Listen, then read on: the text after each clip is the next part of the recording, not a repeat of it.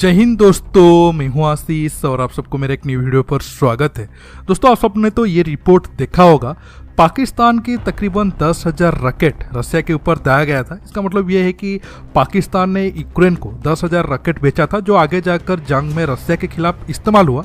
हालांकि ये रिपोर्ट 100% सही नहीं है। सिर्फ 10,000 रॉकेट ही नहीं और तकरीबन 3.5 लाख 122 mm और 155 mm की सेल्स भी यूक्रेन को पाकिस्तान ने बेचा था, जो आगे जाकर रसिया के खिलाफ इस्तेमाल हुआ है। और तकरीबन $1 बिलियन के आसपास हथियार पाकिस्तान ने यूक्रेन को बेचा है। अब आपके मन में बहुत सारे सवाल होगा, क्या रसिया इस मामले पर चुप रहेगा? बिल्कुल भी नहीं।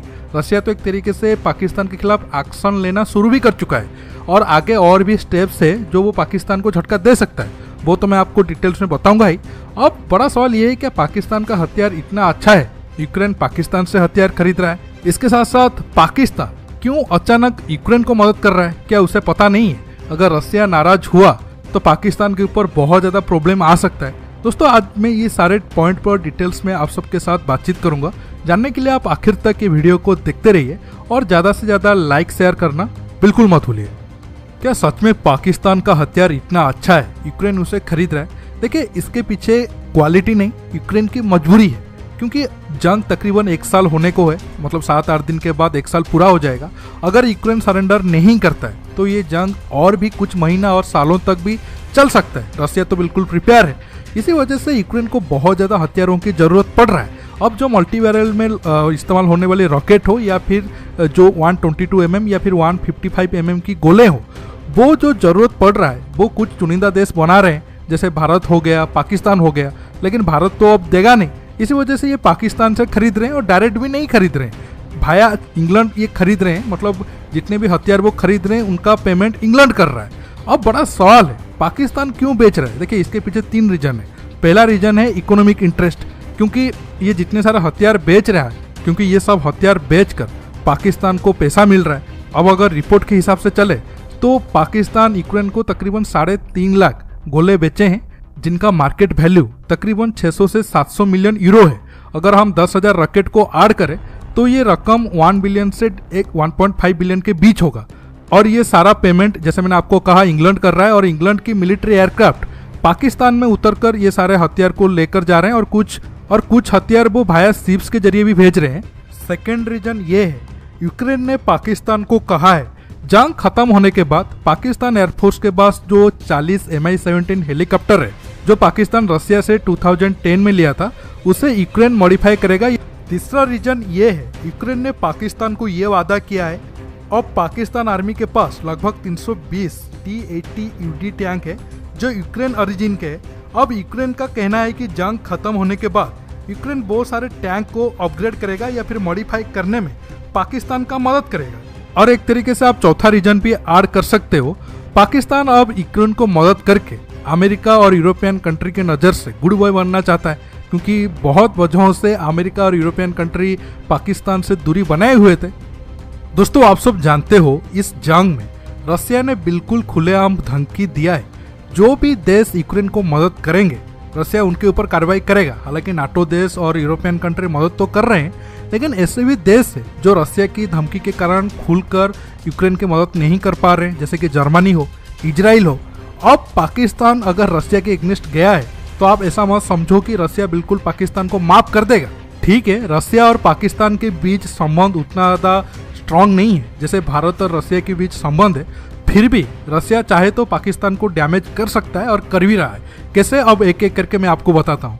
कुछ दिन पहले मॉस्को में NSA लेवल की मीटिंग रसिया ने बुलाया था और मीटिंग का मकसद ये था अफगानिस्तान में कैसे पीस आए और अफगानिस्तान कैसे डेवलप करे, अब जो पोजीशन अफगानिस्तान का है वो कैसे आगे ठीक हो। और उस मीटिंग में हमारे अजीत डोवाल जी भी गए थे, लेकिन पाकिस्तान को उस मीटिंग के लिए रसिया ने इन्वाइट ही नहीं किया था।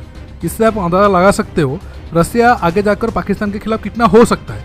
क्योंकि जब अफगानिस्तान में शुरू में प्रॉब्लम आ रहा था तब रसिया की बुलाया गया हर एक मीटिंग में पाकिस्तान प्रेजेंट था, लेकिन आखिर मीटिंग में पाकिस्तान का कोई ऑफिशियल नहीं थे।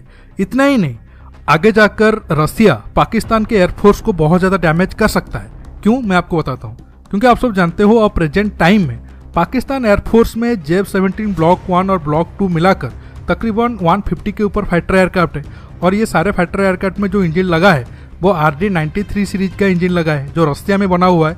रसिया चाइना को देता है, फिर चाइना पाकिस्तान को आकर सेल करता है। अब ये विवाद के बाद हो सकता है JF-17 ब्लॉक 3 में जो RD-93 का एडवांस इंजन लगने वाला था, उस इंजन को लेकर डिले हो सकता है। रसिया शायद वो इंजन देने के लिए मना भी कर दे, या फिर अब तक प्रेजेंट जितने फाइटर एयरक्राफ्ट में इंजन लगा हुआ है उन्हें मेंटेनेंस करने के लिए स्पेयर पार्ट वगैरह देने के लिए भी आगे जाकर रसिया मना कर सकता है। ऐसा मैं इसलिए कह रहा हूँ क्योंकि अब अगर आप देखोगे 2010 के बाद जब रसिया ने पाकिस्तान को 40 Mi-17 हेलीकॉप्टर बेचा था, बाद में उसे अपग्रेड करने के लिए या फिर स्पेयर पार्ट देने के लिए रसिया उतना ज़्यादा इंटरेस्ट शो नहीं किया।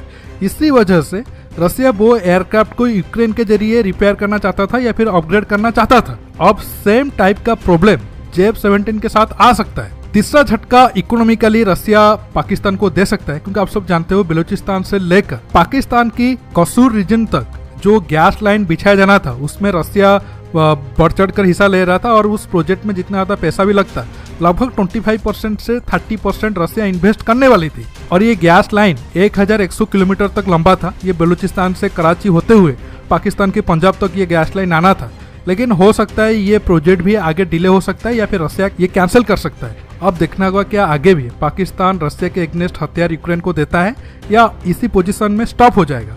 अगर आप ठीक से देखोगे पाकिस्तान के पास भी कोई बहुत ज़्यादा ऑप्शन था नहीं।